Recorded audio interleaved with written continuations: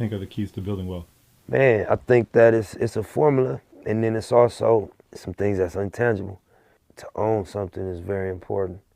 To understand investment, you know, to understand living within your means or under your means, you know, to understand how to make something, you know.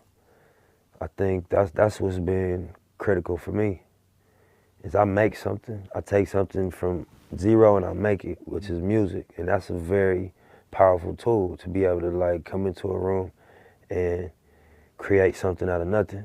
And so that's worked for me. But then there's people that, you know, master that part of the game but consume so fast that it's hard to even get ahead. So it's a combination of things, and I ain't the poster boy for it, but at the end of the day, that's the direction we walking toward, is becoming wealthy to the level that it's not gonna go away, and that, you know, we create a situation that it lasts longer than us. I've always feel like one of the things I admire about you the most is you're always very forward thinking. Right. You were on a panel at Complex Con. What are some of the takeaways that you would want people to know about like digital currency? Or It's a way to think about money. It was 3 or 4 different perspectives. I was one of them. And the convo was just about what is money in 2017 going into 18. You know, is it paper? You know, is it agreed value? What makes something currency? You know, so that was what the debate was, and everybody was revolving around that as a question. But just cryptocurrency is, I think it's like a form of karma.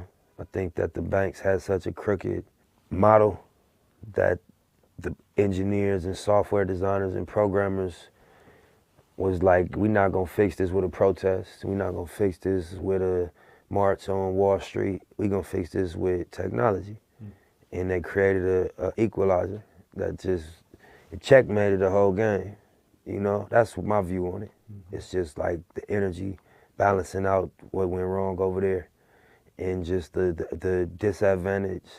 People getting rich and getting wealthy in cryptocurrency, is they buying at one price. Something happens, the price goes up. Right. Just like the stock market. Right. Yeah.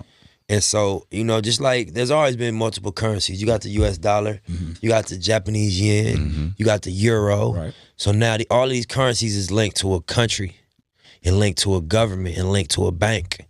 You know what I mean? And so Bitcoin and these cryptocurrencies are not linked to a country. Wow. It's literally value trading. It's just value. So if Head provides a service, and let's say you got a beat you produce, for example, and I want to buy it, and it's no country between this transaction. Damn. It's no regulation between this transaction. Whatever the fuck you want. It's you saying, if I need 2 Bitcoins for this beat, and I'll be like, all right, I'll give you 2 Bitcoins, and I'll send it to you, and now you got it.